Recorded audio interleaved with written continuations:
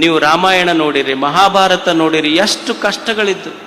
ಹರಿಶ್ಚಂದ್ರನಿಗೆ ತನ್ನ ಮಗನ ಹೆಣವನ್ನೇ ಹೆಂಡತಿ ತಾರಾಮತಿ ಕೈಯೊಳಗೆ ಹಿಡ್ಕೊಂಡು ಬಂದ್ಲು. ಒಂದು ಕಡೆ ಮಗನ ಹೆಣ, ಇನ್ನೊಂದು ಕಡೆ ಸತ್ಯದ ಪರಿಪಾಲನೆ. ನಮಗಂತೂ ಅಷ್ಟು ಕಷ್ಟಗಳು ಬಂದಿಲ್ಲ. ಶ್ರೀರಾಮಚಂದ್ರ ಪಾಪ ಹೊಸ ಹೆಂಡತಿಗೆ ಸೀತೆಯನ್ನು ಮದುವೆ ಮಾಡಿಕೊಂಡು ಬಂದ್ರ ಅವರಪ್ಪ ಕಾಡಿಗೆ ಕಳಿಸದಾತಗ. ನೀವು ಮದುವೆ ಮಾಡ್ಕೊಂಡು ಎಂದರ ಕಾಡಿಗೆ ಹೋಗಿರಿ, ನೀವೆಲ್ಲ ಊಟಿ, ಸಿಮ್ಲಾ, ಡಾರ್ಜಿಲಿಂಗಿಗೆ ಹೋಗಿರಿ.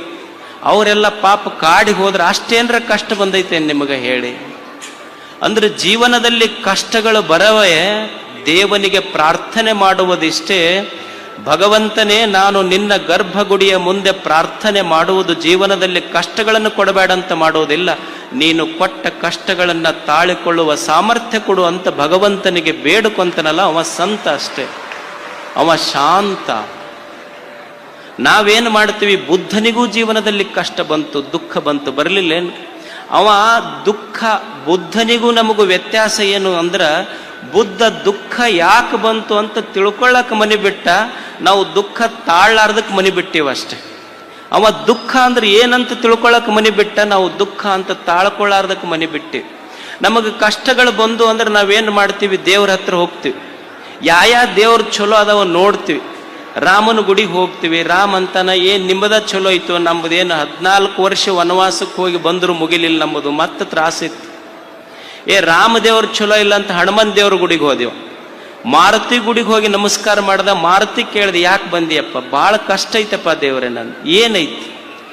ಏನಿಲ್ಲ, ಒಟ್ಟು ಕನ್ಯೆ ಹತ್ತುವಲ್ದು. ಅವ ಅಂದ, ಮಾರುತಿ ಮೊದಲು ಕೆಳಗಿಡಿ ನನ್ನ ಗುಡಿ ಬಿಟ್ಟು.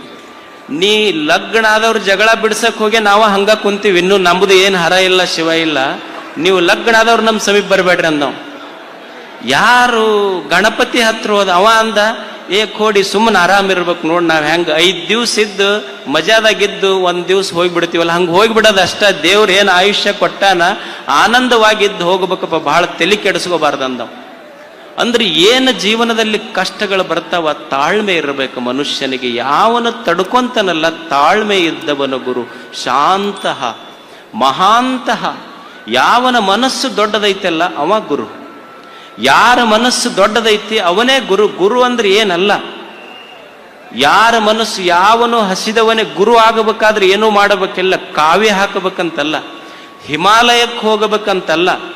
ಯಾರು ಹಸದವನಿಗೊಂದು ತುತ್ತನ್ನ, ನೀರಡಿಸಿದವನಿಗೊಂದು ಕಪ್ ನೀರ, ಯಾರು ದುಃಖದಿಂದ ನಿನ್ನ ಹತ್ರ ಬರ್ತಾರ ಅವ್ರ ಕಣ್ಣೀರು ಒರೆಸಿ ನಿನ್ನ ಜೊತೆಗೆ ನಾ ಅದೀನಿ ಅನ್ನೋ 2 ಪ್ರೇಮದ ಮಾತು ನಿನ್ನನ್ನು ಗುರುವಾಗಿ ಮಾಡ್ತಾವಷ್ಟೇ. ಅದು ಗುರುತ್ವ.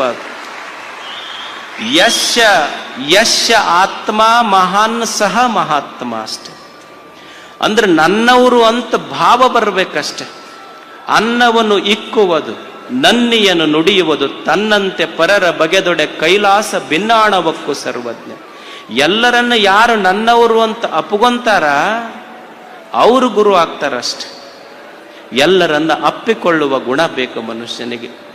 ವಸಂತವತ್ ಲೋಕಹಿತಶ್ಚರಂತಹ ಒಬ್ಬ ಗುರು ಅಂದ್ರ ಅವ ಲೋಕಹಿತವನ್ನ ಬಯಸುವವ, ಸದಾ ಸಮಾಜವನ್ನ ಮೇಲೆತ್ತಲಿಕ್ಕೆ ಪ್ರಯತ್ನ ಮಾಡುವವ, ಹಗಲಿರುಳೆನ್ನದೆ ಸಮಾಜಕ್ಕಾಗಿ ದುಡಿಯುವವ ಗುರು.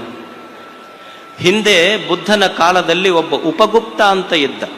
ಒಬ್ಬ ಗುರು ಹೆಂಗಿರ್ತಾನೆ, ಉಪಗುಪ್ತ ಅಂತಿದ್ದ. ಅವ ಒಬ್ಬ ಮಹಾರಾಜ. ಎಲ್ಲವನ್ನ ತ್ಯಾಗ ಮಾಡಿ ಸನ್ಯಾಸ ಸ್ವೀಕಾರ ಮಾಡಿ ಭಿಕ್ಷು ಆದ. ಭಿಕ್ಷು ಆಗಿ ಮನೆ ಮನೆಗಳಿಗೆ ಭಿಕ್ಷಾ ಬೇಡ್ಲಿಕ್ಕೆ ಹೋಗ್ತಿದ್ದ ಅವನು.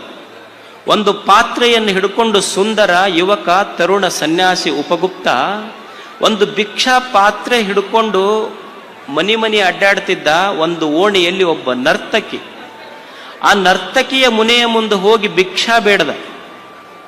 ಆ ಸನ್ಯಾಸಿಯ ಸ್ಫುರದ್ರೂಪವನ್ನು ನೋಡಿ ಆ ನರ್ತಕಿ ಅಂತಾಳ, ನನ್ನ ಮನೆ ಮುಂದೆ ಎಂಥಿಂಥ ಶ್ರೀಮಂತರು ಬಂದು ನಿಂದಿರ್ತಾರ, ನಾ ಯಾರಿಗೆ ಕರೆದಿಲ್ಲ, ನಿನ್ನ ರೂಪವನ್ನು ನೋಡಿ ನಾ ಮೆಚ್ಚೀನಿ, ನೀ ನನ್ನ ಮನ್ಯಾಗ ಬಾ ಒಳಗ.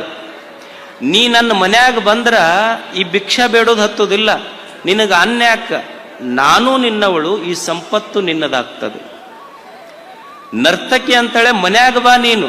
ಸನ್ಯಾಸಿಗೆ ಭಿಕ್ಷುವಿಗೆ ಹೇಳ್ತಾಳೆ, ಹೊರಗೆ ನಿಂತು ಭಿಕ್ಷಾ ಕೇಳಬೇಡ, ನನ್ನ ಮನ್ಯಾಗ ಬಂದ್ರ ನನ್ನ ಮನ್ಯಾಗ ನೀ ಬಂದ್ರ ನಾನು ನಿನ್ನವಳು, ಈ ಸಂಪತ್ತು ನಿನ್ನದು. ಅವಾಗ ಉಪಗುಪ್ತ ಸನ್ಯಾಸಿ ಹೇಳ್ತಾನೆ, ನಾನು ಈಗ ಬಂದಿರುವುದು ಕೇವಲ ಅನ್ನದ ಭಿಕ್ಷೆಗಾಗಿ, ನಾನು ಈಗ ಬಂದಿರುವುದು ಕೇವಲ ಅನ್ನದ ಭಿಕ್ಷೆಗಾಗಿ, ಸಮಯ ಬಂದಾಗ ಬರುವೆ. ಒಂದು ಸ್ವಲ್ಪ ದಿವಸ ಹೋದ ಮೇಲೆ ಆಕೆಗೊಂದು ರೋಗ ಬಂತು, ನರ್ತಕಿಗೆ. ರೋಗ ಬಂದ ಮೇಲೆ ಊರನ್ ಜನ ಎಲ್ಲ ಆಕೆಗೆ ಊರು ಬಿಟ್ಟು ಓಡಿಸಿದ್ರು, ಸಂಪತ್ತು ಕಸಗೊಂಡ್ರು, ಬಡಗಿ ತೊಗೊಂಡು ಹೊಡೆದ್ರು, ಕಲ್ಲು ತೊಗೊಂಡು ಒಗದ್ರು. ಎಲ್ಲೋ ಊರಿನ ಒಂದು ಸಣ್ಣ ದಾರಿಯಲ್ಲಿ ನರಳ್ತಾ ನರಳ್ತಾ ನರಳ್ತಾ ನರ್ತಕಿ ಬಿದ್ದಿದ್ಲು. ಆ ದಾರಿಯನ್ನು ಹಿಡ್ಕೊಂಡು ಉಪಗುಪ್ತ ಸನ್ಯಾಸಿ ಹೋಗ್ತಿದ್ದ. ಹೋಗುವಾಗ ನರಳುವ ಧ್ವನಿ ಅವನ ಕಿವಿಗೆ ಬಿತ್ತು. ನರಳುವ ಧ್ವನಿ ಅವನ ಕಿವಿಗೆ ಬಿದ್ದಾಗ ಅಲ್ಲಿ ಹೋಗಿ ಒಂದಿಸ್ ಗುಟಕ್ ನೀರು ಹಾಕಿ ಒಂದು ತುತ್ತು ಅನ್ನ ಆಕೆಯ ಬಾಯಿಯೊಳಗಿಟ್ಟು ತಲೆ ಮೇಲೆ ಕೈ ಆಡಿಸ್ತಾನೆ, ನೇವರಿಸ್ತಾನೆ. ಅವಾಗ ಆಕಿ ಬಿದ್ದಿರಿ, ಯಾರೋ ಹೊಡೆದ ಜನ ಹೊಡೆದಿದ್ರು, ಮೈತುಂಬ ರಕ್ತ ಹರಿತಿತ್ತು, ಬಟ್ಟೆ ಹರಿದಿದ್ದು, ನೆರಳ್ತಾ ಬಿದ್ದಂಥ ನರ್ತಕಿ ಹಿಂಗ್ ದಿಟ್ಟಿಸಿ ನೋಡ್ತಾಳ. ಅವನಿಗೆ ನೋಡಿ ಕೇಳ್ತಾಳ, ಇಲ್ಲ ಬಹಳ ವರ್ಷಗಳ ಹಿಂದೆ ನನ್ನ ಮನೆಯ ಮುಂದ ಭಿಕ್ಷಕ್ಕಾಗಿ ಬಂದಂಥ ಉಪಗುಪ್ತ ಸನ್ಯಾಸಿ ಅಲ್ಲೇನು ನೀನು? ಅವಾಗ ಆಕೆ ಹೇಳ್ತಾಳ, ಹೌದು, ನಾನು ಉಪಗುಪ್ತ ಸನ್ಯಾಸಿ, ನಿನ್ನ ಮನೆಯ ಮುಂದೆ ಭಿಕ್ಷೆಗೆ ಬಂದಿದ್ದೆ ಅಂತ. ಆ ನರ್ತಕಿ ಹೇಳ್ತಾಳೆ, ಅಲ್ಲ, ನನ್ನ ಹತ್ರ ಸೌಂದರ್ಯ ಇತ್ತು, ಸಂಪತ್ತಿತ್ತು, ಎಲ್ಲ ಇತ್ತು, ಅವಾಗ ನೀ ಬಾ ಅಂದ್ರೆ ಬರಲಿಲ್ಲ. ಸಂಪತ್ತಿತ್ತು, ಸೌಂದರ್ಯ ಇತ್ತು, ಅವಾಗ ಎಲ್ಲಾನು ಇತ್ತು, ಇದ್ದಾಗ ಕರೆದೆ ಬಾ ಅಂದ್ರೆ ಬರಲಿಲ್ಲ, ಈಗ್ಯಾಕೆ ಬರಕ್ ಹೋಗಿ ಅಂತ ಉಪಗುಪ್ತನಿಗೆ ಅಂತಾಳ. ಅವಾಗ ಸನ್ಯಾಸಿ ಅಂತಾನ, ನಿನ್ನ ಹತ್ರ ಎಲ್ಲ ಇದ್ದಾಗ ಬಂದವ ಗುರು ಆಗುವುದಿಲ್ಲ, ನೀ ಬಿದ್ದಾಗ ಬಂದು ಎತ್ತವನು ನಿಜವಾದ ಗುರು ಆಗ್ತಾನೆ. ಇದು ಸನ್ಯಾಸ ಧರ್ಮ.